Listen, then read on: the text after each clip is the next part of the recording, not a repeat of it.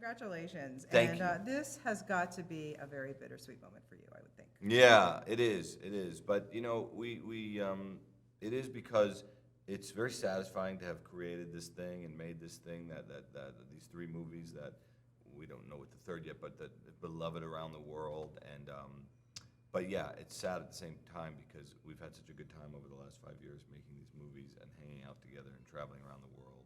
So yeah, it's bittersweet, but I'm excited for the movie to be out there. Yeah, I mean, did you ever think when we talked back about 4 or 5 years ago with that first one, and it was such a shock. It was so like people had never seen anything like The Hangover, and as you say, it was so embraced.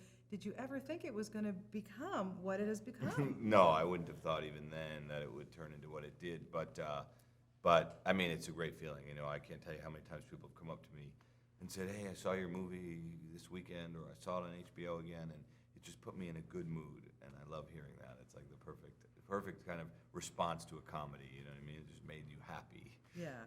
And hey, you have a slot machine at Caesar's Palace. I mean, yeah. Really, what could be better than that? That's true. It lives on forever. Yeah. Chemistry is, of course, it makes movies. There's no question about it. And when you put together Zach Galifianakis, Ed Helms, and Bradley Cooper, those guys barely even knew each other from the first Hangover. You stuck them in a car together. They drove to Vegas to kind of bond. How the hell did you know that those three guys were going to bond like that? I didn't know they would bond like that, but what I did know is that they all came from a different place comedically, which I found when I did Old School, which was probably 6 years before that, before the first Hangover. It was the same thing. I remembered thinking, oh, this is really working because these guys are all coming from such different. They're all funny, but they're all funny in a different way, and that was what I had in mind when we were casting The Hangover. That same kind of idea, and so I didn't know that they'd become great friends that they have and bond in the other ways, but I knew that they would work as a sort of comedic trio. So what ended up impressing you the most about it? Because you give them a script, your stuff is great, but of course you've got three funny guys, well more than three, yeah, Jong and everybody else you've got in the film. Yeah. But how much do you let them kind of go with these characters? Well, I mean, it's not as much improvisation as people think because we work pretty hard on the scripts and the improvisation that's done actually happens that morning of. In other words, we go, okay, here's the scene we're shooting today. We start reading through it, and Zach will go, I thought it would be funny if I said da-da-da. So it is improvisation in that it's come up on that day, but it's not necessarily happening that moment in front of the camera. You know what I'm saying? Yeah. And then you have somebody like Ken But Jeong. they're allowed to do it. It just doesn't happen as much as I think people think. Okay, right. But then, Ken Jeong, who... Ken is a little But he bit starts different. his career as a doctor, and Yeah. look at him. I mean, Yeah. really, you would never think that the guy would not have a career in comedy and film and Yeah, I TV know. and everything that he does. And he's kept so humble, and he's the most amazing person. He is a good guy. What shocks you or impresses you most about Ken? With Ken, the thing that surprises me the most is his fearlessness. I think that, I've worked with enough comic actors to know that fearlessness is a huge part of being funny. Will Ferrell has it in spades. He's so funny. These guys, Zach has it. He's so funny. Ken has it also, and on a level that I've just never seen, is he has no restrictor plate on him. He just tries anything. And as a director, he's a dream. You can't ask for anything Yeah, more. you really can't because, it's when guys are afraid of failing for some bizarre reason when things get held back. But when you have no fear of that, like Ken does, and he knows that we're going to protect him in the editing room anyway. I'm not going to use it if it doesn't work. So he just gives it all. It's amazing. Yeah, I mean, really, for an actor to come up to you and go, I want to be naked. What are you going to say? No. Yeah, or just his ability to just put it all out there and really just go for it. I mean, I don't know.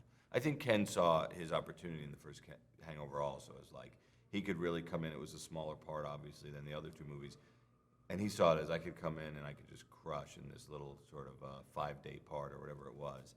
And really not steal the movie, but really make a mark. Yeah, he really has made. He really has. I mean, seriously, from the first movie to this, Yeah. it's insane. Yeah. Where his career has gone. Yeah. It's fantastic. Yeah. It's funny when the first trailer came out for this movie, and I saw it, I was so excited, and you had me at, my name is Alan, and I bought a giraffe. Dude, where do you come up with this stuff? That was just us thinking about how absurd it would be. We wanted to start the movie with something just very Alan and also very tragic to kind of set off a chain of events where it was like, okay, this guy needs help. So it's like, okay, it's been 2 years since we last saw him. Where is he now? And we just started, just start riffing on ideas. And what if he bought a giraffe and he's trying to bring it home, but he's on the 405 and he never thinks he never really checked all the clearances, you know. And I don't know, it just became this very funny idea. Do you ever? I understand your mom thought that was pretty funny too. With my mom? Yeah. Yeah, she did actually. How do you know that? Did you talk to her? Well, I do. Actually, we talk all the time. We've been Yeah. texting all morning. I know things. Right. Okay, I listen.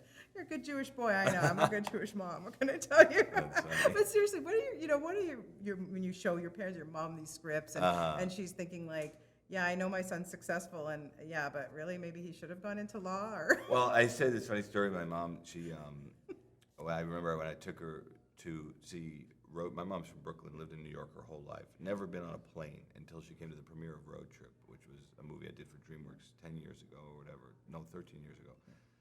First time she's ever been on a plane, first time she's been to California. We get off, get her out, she's staying at the Four Seasons, we're in a town car, we go to the premiere, and I go, look, Mom, there's all these people at the premiere, you've been to premieres, the red carpet. I go, this is all for the movie. I mean, do you believe this is pretty impressive, huh? And she looks at me, she goes, your sister's a doctor. And that says it all. Exactly. So she doesn't read the scripts. She doesn't really. I mean, she sees the movies and she enjoys it, but my sister's a doctor. Yeah, and that's what oh man, I can totally get it. Who have been your influences in terms of your comedic influence? First of all, like who down the road or in the past of funny people who you really just mentor or looked up to. I mean, I've looked up to directors, filmmakers more than comedians, so to speak. Like when I was growing up, for me, the filmmaker that was doing the kinds of things that I wanted to do was John Landis and Ivan Reitman, and but John Landis with the Blues Brothers especially just kind of blew my mind when I saw that movie, and of course Animal House and all those, and Stripes, and so those were the movies that I guess you could say were the things that influenced me the most, were those movies, more than comedians, so to speak. When you sit down to write a script like The Hangover and stuff, is there anything that you're thinking like, I can't do this? How am I going to do this? And how am I going to get the guys to do this? And are you just that so I don't sure? think so much. No, about the guys, because the guys will pretty much, they're down for anything. But sometimes you think logistically, okay, exterior Caesar's Palace, Chow jumps off the roof, the balcony, and now he's floating over. Things like that logistically are like, how are we going to pull this off? And how are we going to get the Bellagio to allow us to do this, even though we feature Caesar so much in the movie and their competition and da-da-da, but it all comes together because ultimately The Hangover, the franchise, is good for Vegas, and all these hotels and all these properties sort of see that and see the benefit of it, and they all wanted to be part of it. And Ken told me he had a fear of heights. Oh, Ken, that was a hard thing that I didn't really kind of allow for, meaning I didn't really realize what happened, so Ken had this whole thing going on while we're making the movie where he was with the stunt coordinator getting over his fear of heights like literally every day while he wasn't shooting, like in a harness, going 10 feet and going, it was ridiculous. And getting John Goodman on board for this. Wow. Yeah. Pinch yourself moment? Well, I mean, we love him. He's just, he's John Goodman. He's such a great character actor, and he is, what surprised me the most, he loves to laugh. I mean, his part isn't necessarily that funny, but he's a great laugher to have on set, which we love. And he's always just giggling and always cracking up with Zach and the guys. We just had a great time with him. So, yeah, it was a perfect casting. I always ask the guys, what the secret weapon is for keeping a straight face. Like, how do you do that? But you as a director, how do you, stand by there and not keep laughing and laughing? Because I do all the time. I laugh all the time. And they hear me laughing all the time. You can ask them. I don't know if you saw me. I'm always laughing. I ruin more takes than they do by laughing off camera. But I don't think, it's just not something you try not to do. We're making a comedy. It's okay, and we'll figure it out later. When you're, like I say, you're moving on now to other projects, but when you're working with these comedic actors who are so awesome, like the Will Ferrells, the Vince Vaughns, and all that, and how do you know? How do you spot or when someone's got it in comedy?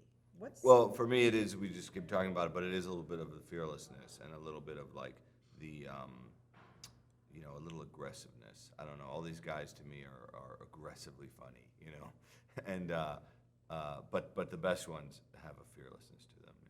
Yeah. Are we ever going to see another old school? And an irreverence, I think about Vince and in particular, what I always responded with Vince was just this irreverence, which I think is really, really important, and Zach has it too, and all those guys do. Will we see another old school? I know we've No, been I talking don't think about so. it. You don't think so, No, huh? no. We're kind of past that. I think we passed that. Yeah, I'm not past it like that. I just think that it's time has passed. But I did love making that movie. Earmuffs, best line ever. Yeah. So what's next for you? What is? What are your You know, I'm plans? not sure yet. I've been working a lot for the last 5 years, and I'm just going to take a little time off and reassess. Well, I think you deserve that, my Thank friend. you. You did a fantastic job on this, as you always do, and it's always a pleasure for me to have a chance to talk to you. Thanks for Thank coming. you so much, Todd. All right. Thank you. Did you meet the guys Good yet? luck. Oh yeah, I'm done. Oh, you're yeah, done. all good. It's an easy day. Yeah, all three movies, and I've done all the interviews.